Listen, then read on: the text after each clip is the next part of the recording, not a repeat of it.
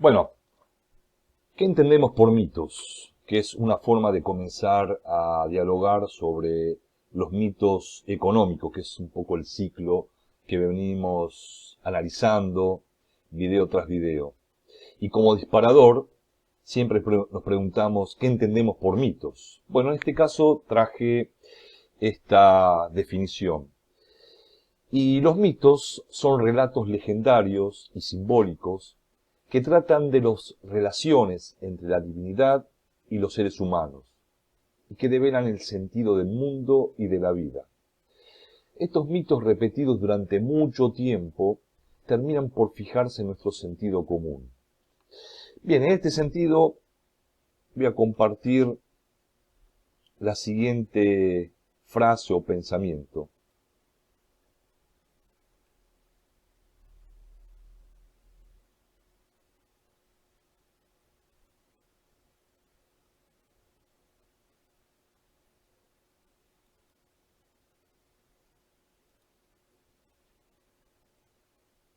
Y el mito que les propongo en este caso pensar y discutir es sobre la emisión de dinero genera inflación.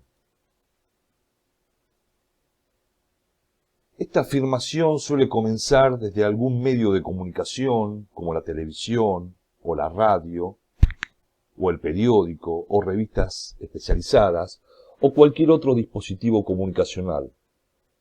Lo vociferan periodistas, economistas, panelistas, y el tema empieza a ganar lugar en nuestra conciencia. En este caso tenemos a Luis, el zapatero, que se entera que la emisión de dinero genera inflación. Y al mismo tiempo tenemos a Ana, la oficinista, que también se entera por alguna divulgación de esta afirmación. La cuestión es que Ana se junta con su amiga Inés, la arquitecta, y dialogando una le dice a la otra sobre que la emisión de dinero genera inflación. Inés, cuando va a ver a su ginecóloga, Zulema, charla va, charla viene, sale y surge el tema y le comunica sobre esta gran teoría.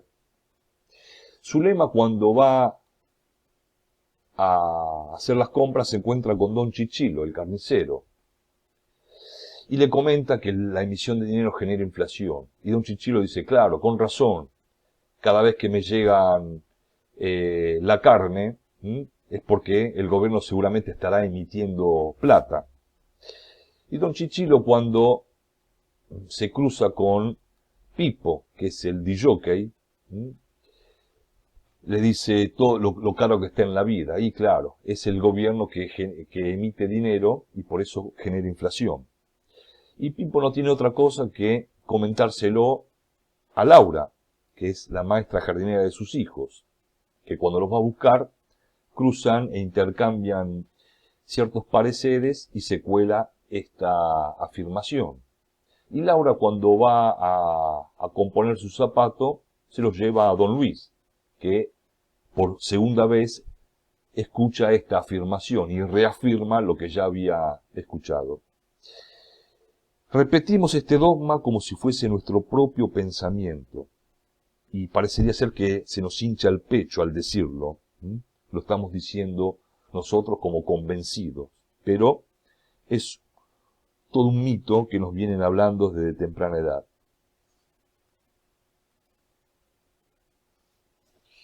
¿Y cómo comienza esta historia? Bueno, primero tenemos que recordar qué entendemos por Estado. Y se me ocurrió, dentro de tantas definiciones,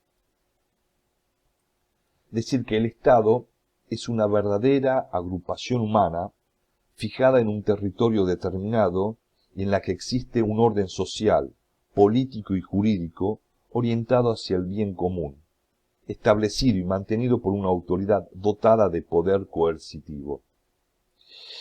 Estas y otras definiciones del Estado nos inducen a fijar, digo como idea, su rol como direccionador de un orden social. Y este mismo Estado, a través de una de sus instituciones, como puede ser la del Banco Central de la República Argentina, y a través de dos artículos que el Banco Central posee en su normativa, tanto el artículo 30 como el 31, nos dicen lo siguiente, y se lo voy a leer textualmente. En este caso, el artículo 30 dice que el banco es el encargado exclusivo de la emisión de billetes y monedas de la nación argentina, y ningún otro órgano del gobierno nacional, ni los gobiernos provinciales, ni los municipales, bancos u otras autoridades cualesquiera, podrán emitir billetes ni monedas metálicas, ni otros instrumentos que fuesen susceptibles de circular como moneda.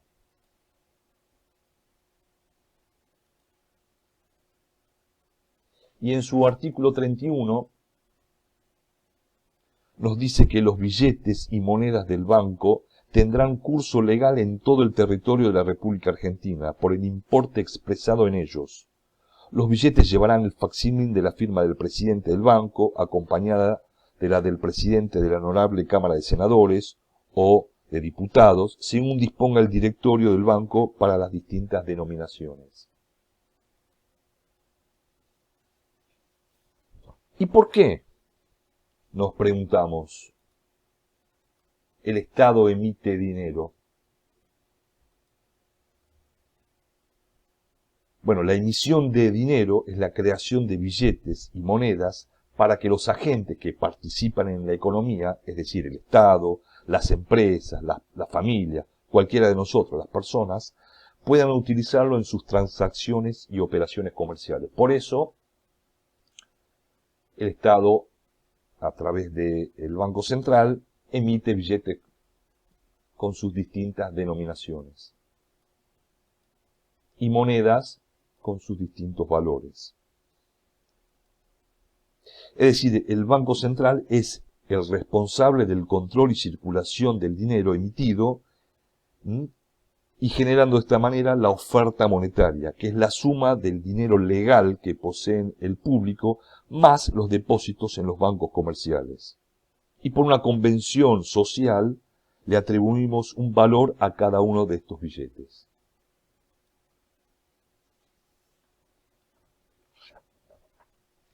Bueno, la pregunta que resta hacernos es, ¿qué hace el Estado con el dinero que emite?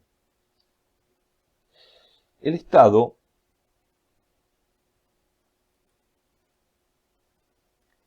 debe asumir la responsabilidad directa para aumentar la base de recursos de la economía y establecer un mecanismo de transferencia de dichos recursos a inversiones productivas.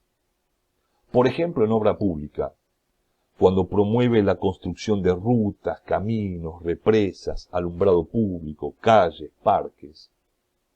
O transporte y energía, cuando promueve infraestructura para la construcción de autopistas, red ferroviaria, puertos, aeropuertos. Salarios y jubilaciones a funcionarios públicos como docentes, médicos, agentes de seguridad u otros privados, cuando gira cada una de las reparticiones públicas el salario de sus empleados. Vía ANSES, el pago de jubilaciones. Inversión en educación, salud y seguridad, cuando promueve la construcción de escuelas, universidades, hospitales. Subsidios al crédito para empresas pymes a tasas blandas, cuando promueve la producción asignando a través de los bancos públicos tasas muy bajas, o como se suele decir, tasas muy blandas. Subsidios para incentivar la demanda agregada, cuando promueve subsidios a los servicios públicos, destinando al beneficiario al consumo, es decir, a los residentes, a las familias, al consumo de productos y servicios. Programas sociales, cuando el Estado promueve y asiste a aquellos que se encuentran en una situación desfavorable, como ser cuando asigna la AUH, la Asignación Universal por Hijo, o la tarjeta alimentar, entre muchos otros programas sociales. o la inversión en ciencia y técnica. Cuando promueve la producción del conocimiento y el saber y el vínculo que se establece entre el sistema educativo y la industria. Con todo esto, con el dinero que emite el Estado, también contribuye a generar empleo directo e indirecto. Y si le ponemos números a toda esta historia, podemos decir y afirmar que en el año 2015 se destinó el 1.08 como inversión directa real por parte del Estado en relación al PBI.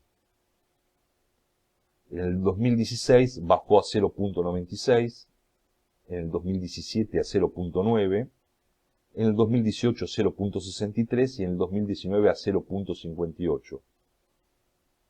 Ya en el 2020 sube a 0.95 y en el 2021 a 1.18.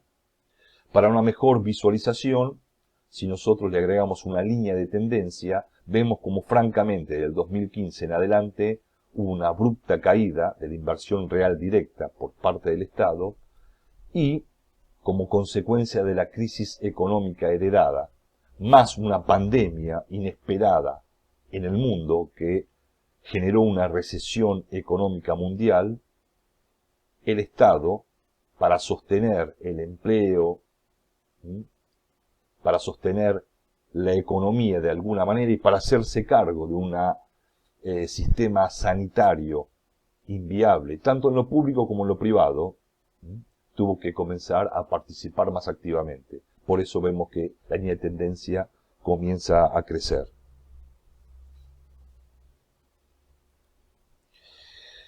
Bien, yo les propongo en este caso hacer un primer alto sobre este mito que es la emisión de dinero genera inflación y nos encontramos en un ratito y continuamos con esta segunda parte final de este gran mito. Nos vemos.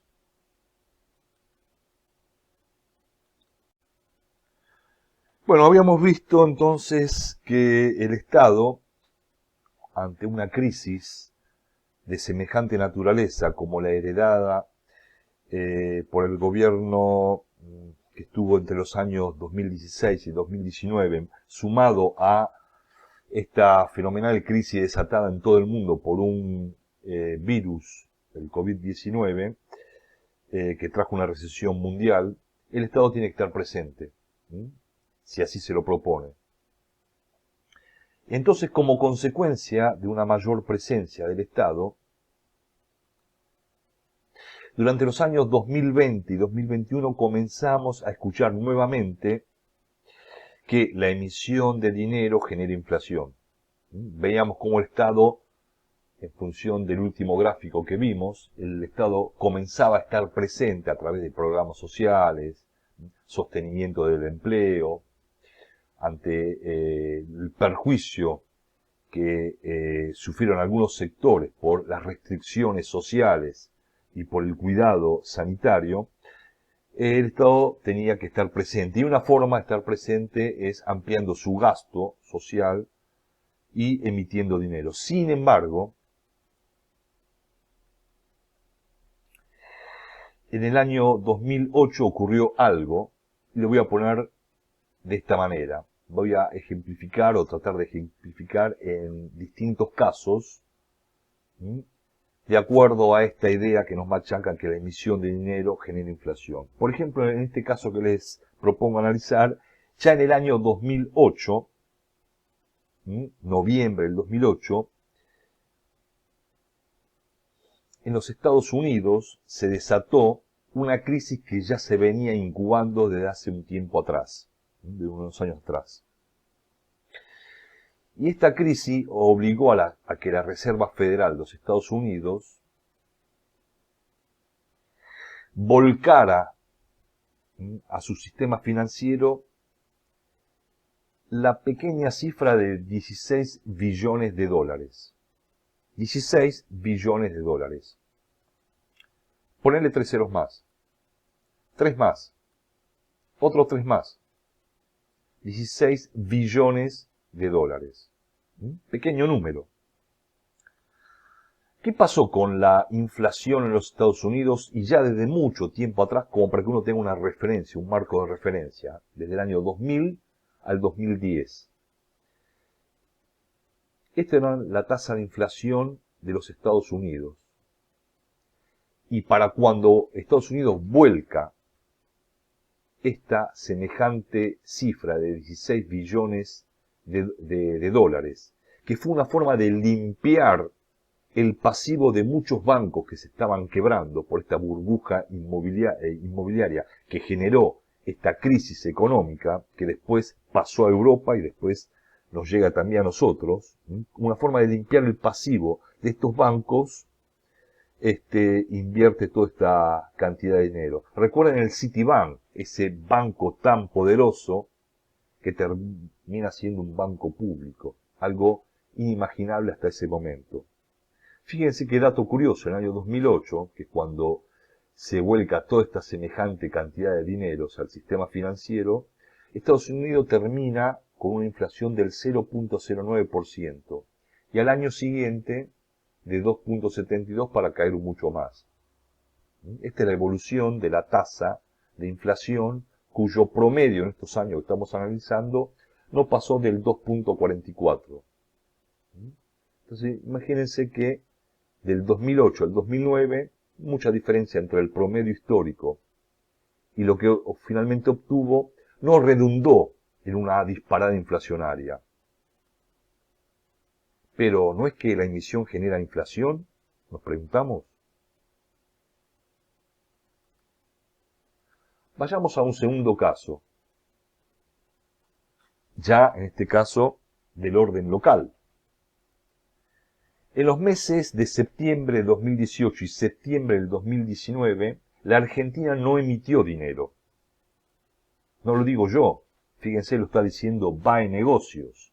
El Banco Central apagó la maquinita, pero la inflación acumulada durante todo el año 2018 y 2019 va a llegar a un 100%. Si sumamos la inflación de esos 2 años, llegaría al 100%. Sin embargo, entre septiembre del 2018 y todo el septiembre del 2019, en todo ese año, con estos números que nos brinda el IPC del INDEC, calculamos la inflación acumulada o anualizada en todo ese tiempo y nos da que la inflación fue del 53.6%.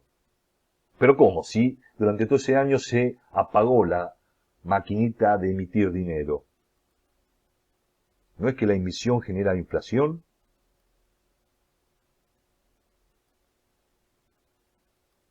Bueno, vayamos a un tercer caso. El 2008 que le planteaba era hace muchos años en Estados Unidos. Este fue relativamente hace poco tiempo en la Argentina. El tercer caso que le propongo, según el diario El País del 27 de abril del año 2020, el Banco Central de Japón sale en apoyo de un plan de estímulo del gobierno por esta cuestión de la pandemia, que ningún país quedó como excepción de la crisis que desató esta pandemia. Y nos dice esta información que el Banco Central nipón, a la par de sus homólogos internacionales, ha movilizado sumas de dinero sin precedentes hasta ese momento, como una forma de sostener esta crisis. Si nos fijamos en la inflación, que es muy baja ya históricamente, del 2011 en adelante, esta fue la inflación que tuvo Japón y en muchos años hasta una inflación negativa, y cuyo promedio, desde el 2011 al 2021, fue de 0.49. Ahora, cuando en el año 2020 el Banco Japón sale a emitir de una manera extraordinaria dinero para sostener la economía, justo que, paradoja, ¿no? El año 2020 cierra con una inflación negativa del 0,02 y el año 2021, al siguiente año, se proyecta, porque aún hoy todavía no está determinado, se proyecta una inflación del 0,03. Prácticamente, si vemos la evolución de la tasa de inflación en Japón, desde el 2011 al 2021, se mantiene baja y estable. Y toda esta emisión de dinero no provocó un salto inflacionario impresionante. ¿No es que la emisión genera inflación? Nos volvemos a preguntar.